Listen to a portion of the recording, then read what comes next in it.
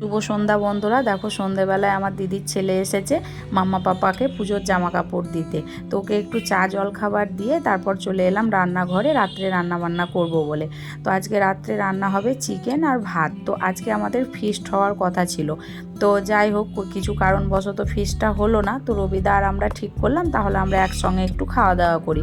তো রবিদা বলল ঠিক আছে, আমি তাহলে বাজার করে দিচ্ছি। তো রবিদা চিকেনটা নিয়ে আসলো, দিয়ে বললো কষা কষা করে চিকেন আর ভাত রান্না করো।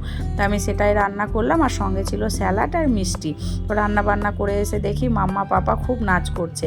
তো ওদেরকে নিয়ে আসলাম যে খাওয়া দাওয়া করাবো বলে, অনেকটা রাত্রির হয়ে গেছিলো। তো ওদেরকে সবাইকে খেতে দিয়ে ওদের খাওয়া কমপ্লিট হলে আবার চলে এসেছে দেখো বাজি ফাটাবে বলে।